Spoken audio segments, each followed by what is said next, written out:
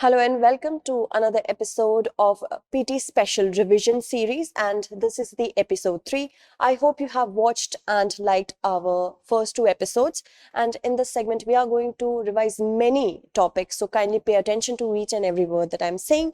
Let's move on and talk about our first topic, that is growing number of microplastics in Ganga. Now this is not just the problem of the river Ganga, but the entire ocean, and we will talk about it. First, let's understand there is a continuous increase in the level of microplastic pollution in Ganga.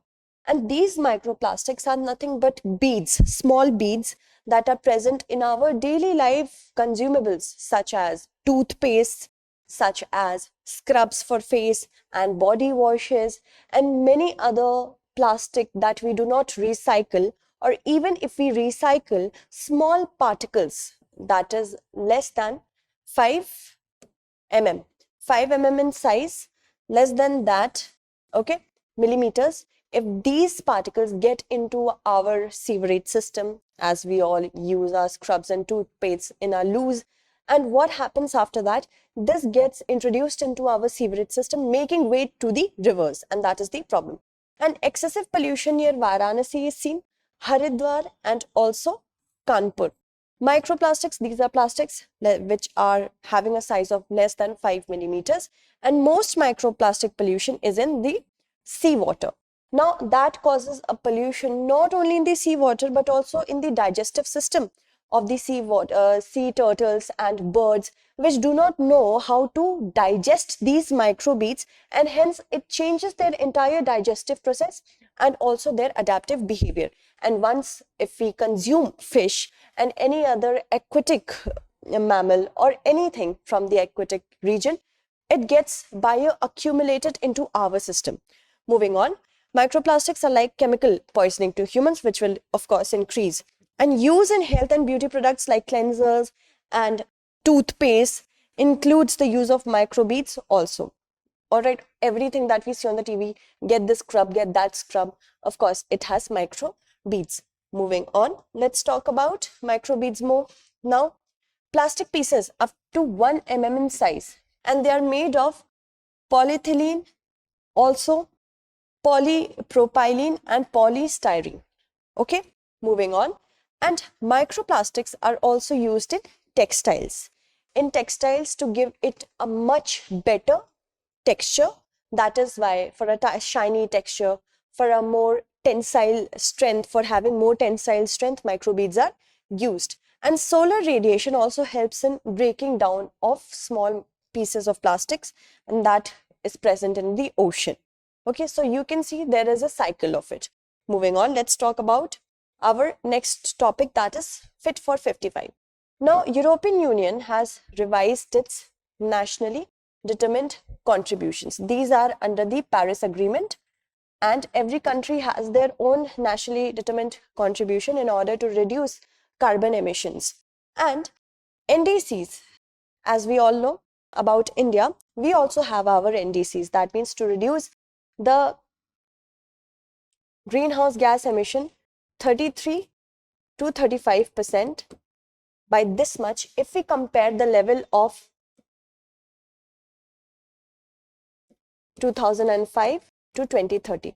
That means we have to reduce the emission of greenhouse gases by 33 to 35% of our GDP, comparing the years 2005 and 2030.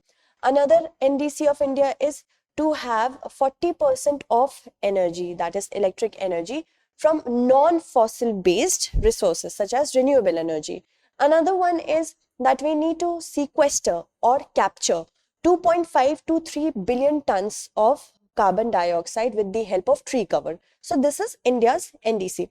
And EU has revised its NDC by cutting 55% of carbon emissions by the year 2030. This has been changed, and it has also been in talks with Slovenia for that. Moving on.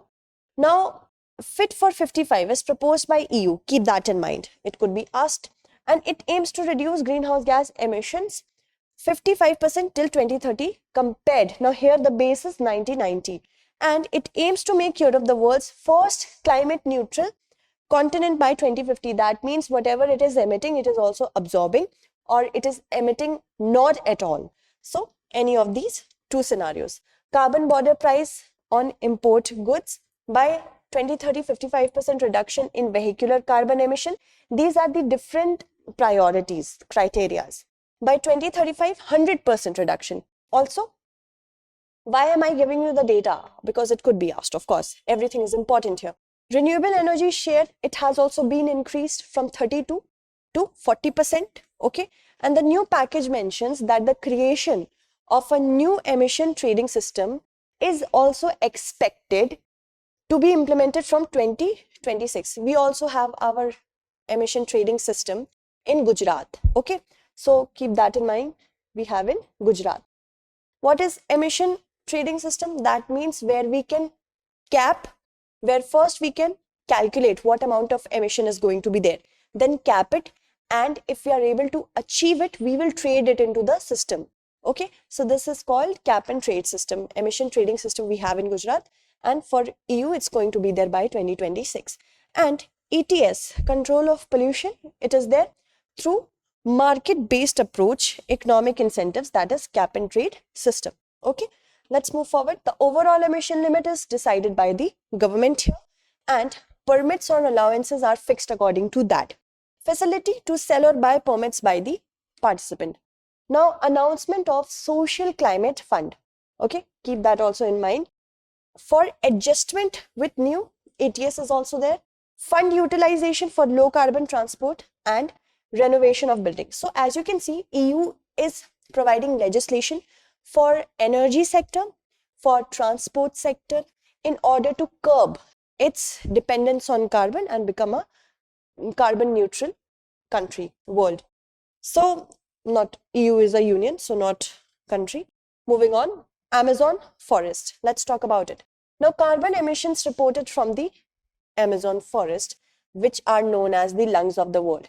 And the reason is massive deforestation in the eastern Amazon forest. So if we talk about carbon emissions, lungs of the world, that is the Amazon forest, are seeing rampant deforestation because they are rich pasture indeed for cattle, for farming, for medicinal and herbs process, and all of this is taken by the people who live there.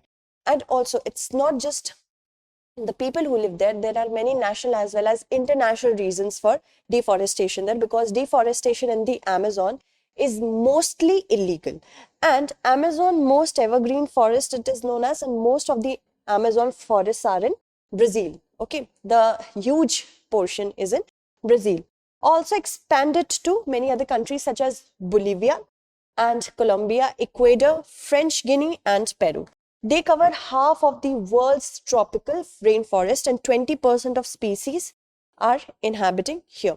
Moving on, let's talk about Amazon trees. They have bigger canopy. Now, if you talk about canopy, canopy is the upper region of the tree. So this is the branch, this is the canopy, and canopy is basically the overlying area between the branches, the leaves, everything is covering here. Okay, the branches, the leaves. So this area is known as canopy, and it is the most rich habitat of different birds and animals. So if we actually talk about the canopy, this is very important for our wildlife. And they have big canopies, bigger canopies. That means they are inhabited by many important species of birds and animals. And development of tropical rainforests is between 10 degree north to 10 degree south latitude. Keep that in mind, 10 degree north and 10 degree south latitude. In between this only, we have our tropical rainforests. Favorable conditions for the development of rainforests are high humidity should be there, as well as high temperature. And between the tropics, this can be found. And because these are between the tropics, more heat is there, so that we get more moisture for the clouds and more precipitation. Then average annual rainfall is 200 centimeter. This is also a reason. Now, such forests are not only in the South America, but also exists in the Congo Basin, Indonesia, Andaman and Nicobar, and Western Ghats. Okay, let's move forward and talk about the next topic, that is Green Hydrogen Summit. Hydrogen, the most abundant element found in the universe and also the cleanest source of energy. Now it is divided into, before I begin here, it is divided into different types of hydrogen. First is green, then we have blue, we also have gray, and we have brown. All right. So brown hydrogen, here hydrogen is produced with the help of coal. Okay. So that is why it is known as brown hydrogen. Then we talk about gray hydrogen. Gray hydrogen is produced by natural gas with the help of natural gas. Note it down. And it is gray because the emission, the carbon emission, is left out in the atmosphere. And then we have blue hydrogen. Here also we have the production through natural gas only for blue hydrogen, but the carbon is captured and stored for future use. Now, the cleanest source of hydrogen is green hydrogen. Why? Because here green hydrogen is produced through electrolysis, and electrolysis is done by renewable energy, like with the help of solar energy or wind energy. And because of that, there is no carbon footprint, no carbon emission. The only residue is water and water vapor. Okay, water and water vapor. So with the help of electrolysis, we get hydrogen and oxygen because it splits the water into hydrogen and oxygen. And this is because of the help of renewable energy. That is why it is known as green hydrogen. And Summit on Green Hydrogen initiatives hosted by India. BRICS countries participated in the summit. Okay. Also, it was organized by Maharatna Company, NTPC Limited. And green hydrogen, we have talked about it. It is produced by electrolysis. That means splitting hydrogen and oxygen with the help of electricity. And it doesn't have any carbon footprint. Residue is water and water vapor.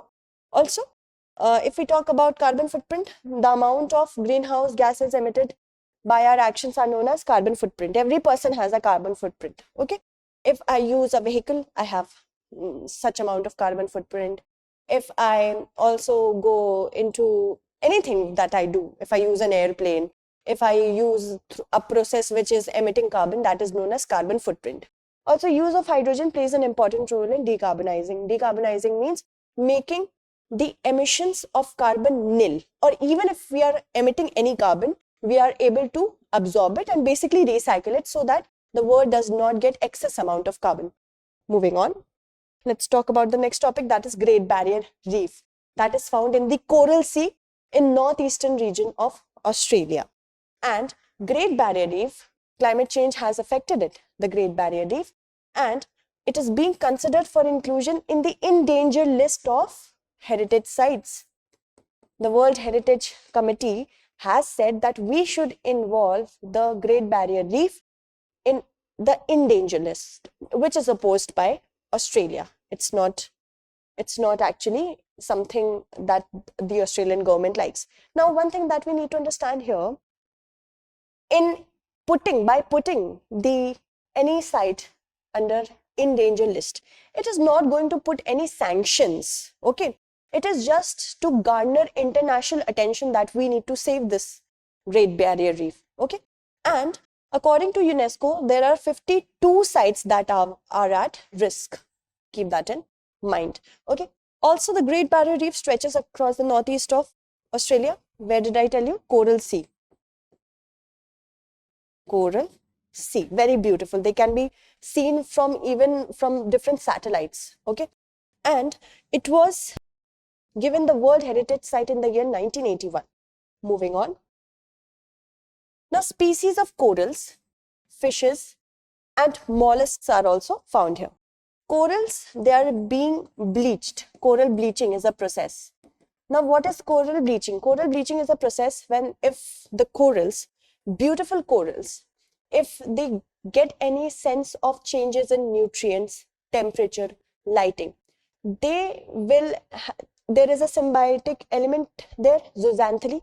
They will expel zooxanthellae, and because of that only, they will turn white. This is known as coral bleaching. Dugong is a sea cow, which is a herbivorous mammal. It is found in India as well, and it is listed as vulnerable in the IUCN Red List and in the Schedule 1 of the India's Wildlife Protection Act of 1972. That means it needs rigorous protection in India. And also, if we talk about its presence in India, a conservation sanctuary is being formed at Tamil Nadu, the first ever.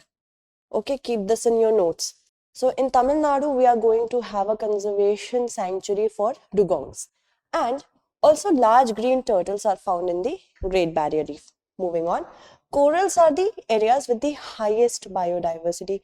It actually harbors so many sea animals, sea mammals, that they need to be, of course, protected. And Australia is a country that is not paying a lot of attention to the region. Also, if we talk about the vision of 2050 to protect corals, that is why we need to understand Australia's position here.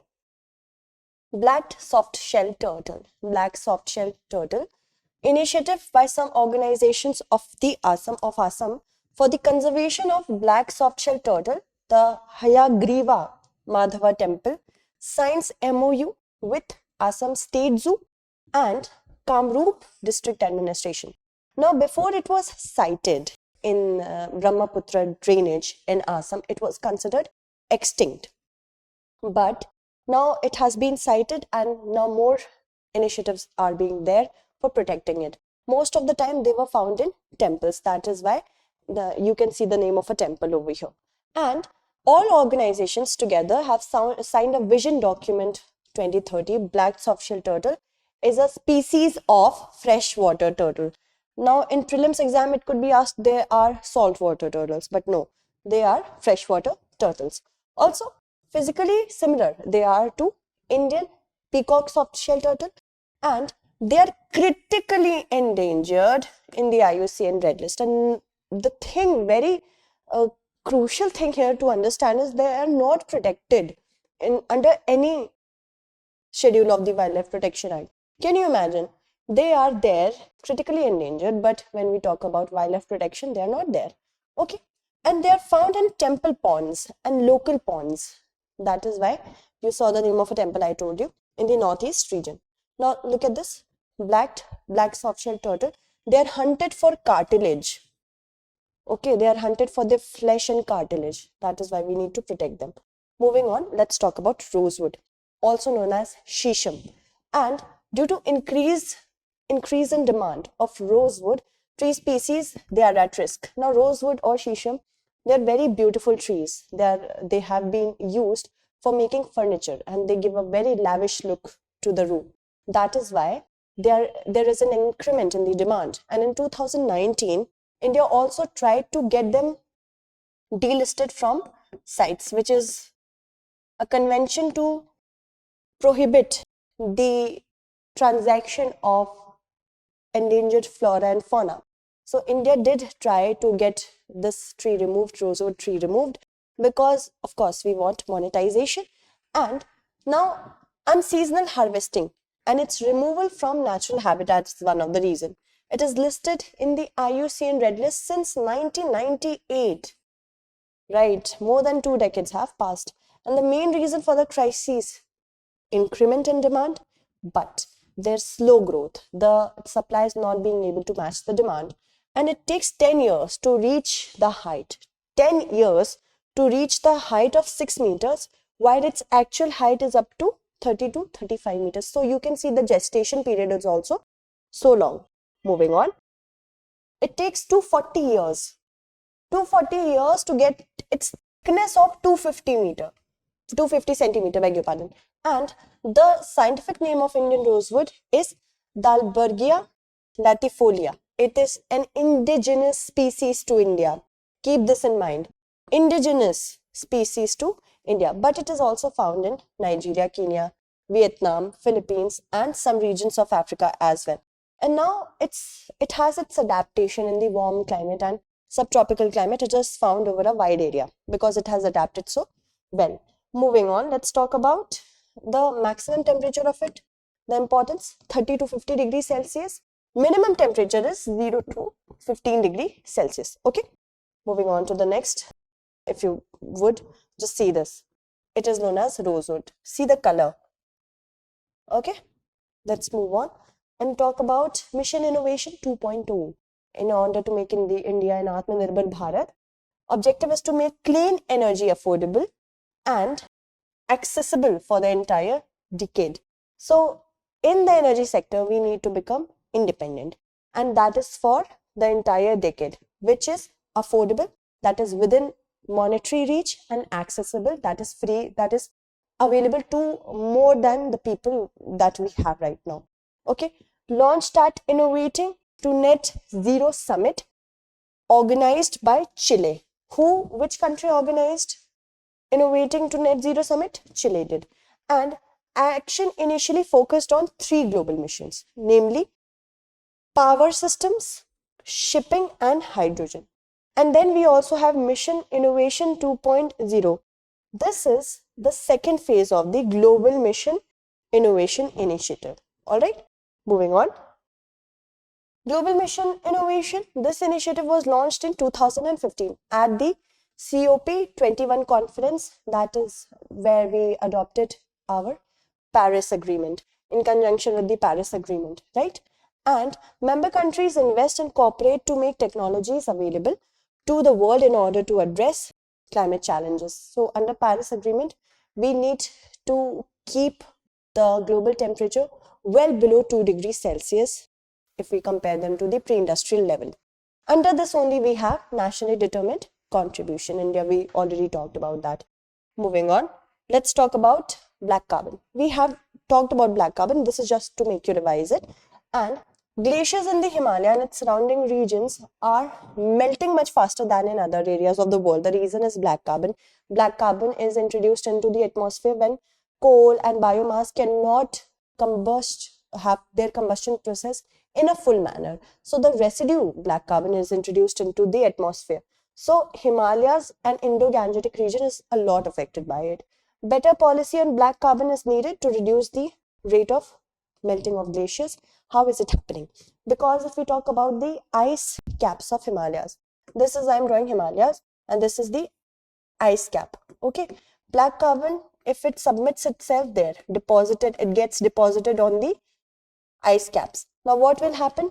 The albedo effect. What is albedo? That means the ability of the ice cap from their inherent color white, they are not able to reflect back the heat and light. And that is why black carbon here, it is putting it in shadows, the albedo effect. It is actually it is absorbing the heat, and that is why glaciers are melting very fast. This is the simplest way I can make you understand. And black carbon or soot, it is a part of the particulate matter, that is PM 2.5. Very harmful for the lungs as well. And black carbon has a major contribution in climate change because it gets submitted into on the surfaces, and because of that it absorbs heat, and because of that we have climate change, heat increased in the climate.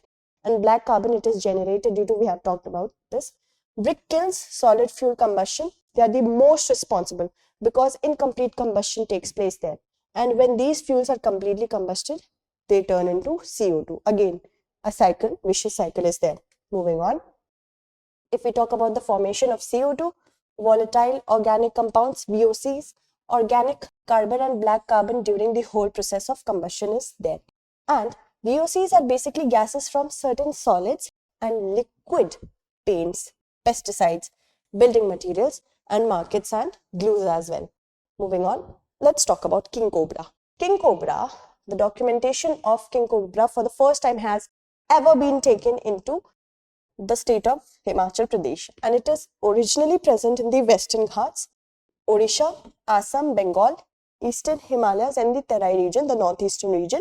It is usually a very shy creature, does not want to confront humans as much as humans don't want to confront king cobra. The name itself gives the shiver.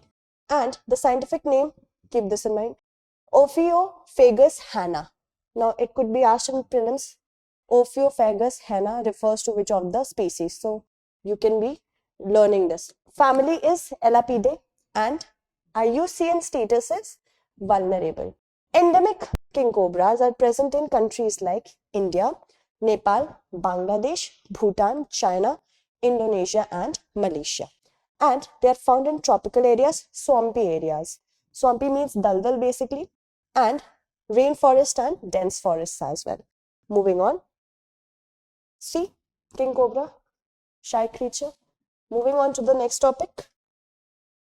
That is Global Nitrogen Conference. What is Global Nitrogen Conference? This is the 8th conference, triennial, of the International Nitrogen Initiative. Nitrogen pollution is a lot in terms of from the agriculture. Most of the pollution comes from agriculture in the form of manures, fertilizers, and it can pollute our atmosphere as well as our water bodies. The main focus is the role of the nitrogen pollution management is there. The focus is here, and that is in achieving the UN Sustainable Development Goals. And the conference was hosted by, remember this name, Federal Environment Agency of Germany. Reactive nitrogen compounds affect air, water, soil quality, health, biodiversity, and climate change. Also, these nitrogen compounds, they also include the oxides of nitrogen, very harmful, ammonia and greenhouse gas, nitrous oxide, very potent greenhouse gas. Reactive nitrogen compounds, how they are formed? They are formed by the burning of fertilizers, manures, and sewage, as well as fuels in transport and industry. And global warming potential is 300 times higher of nitrous oxide than of carbon dioxide. Also note this down, 300 times higher than carbon dioxide. Okay, moving on. Let's know more about it, right? So let's talk about zero carbon. What is zero carbon? The Climate Breakthrough Summit organized at the UN Climate Change, that is United Nations Framework Convention on Climate Change. It was a joint effort by the World Economic Forum. Now these are the statements that you need to note down. World Economic Forum, the Mission Possible Partnership, the United Nations Climate Champions, and the UNFCCC at COP26 presidency. Now UNFCCC, this is basically the parent treaty of Paris Agreement. Also keep this in mind. Parent treaty. This is the parent treaty, and it talks about reducing carbon emissions, greenhouse gases, and because it has universal membership, this is very important for you. And emphasis on zero carbon recovery to move towards sustainable developments. That means whatever carbon we are emitting, we are able to absorb it through forest cover, oceans, and carbon capture and storage process. Moving on. Race to Zero campaign is one of the major campaigns of the UNFCCC. Also note this down. See, many of you have been asking for PDFs. One thing that I need to tell you that at the last moment, you won't be able to revise any PDF, trust me. But if you pay attention, make your own small notes, because I'm also telling you something in addition and making you understand. So in order to clear your concept, keep that in mind. Global campaign to mobilize a coalition of net zero initiative. Okay. So Rate to Zero campaign is the initiative of UNFCCC. Keep that in mind. And also global campaign to mobilize a coalition of net zero initiatives. All right. So I hope you have understood everything I told you today, and I am hoping that you are able to revise everything very well. So that's it for today. Tomorrow we shall meet again with another segment. Until then, stay updated, and thank you so much for watching.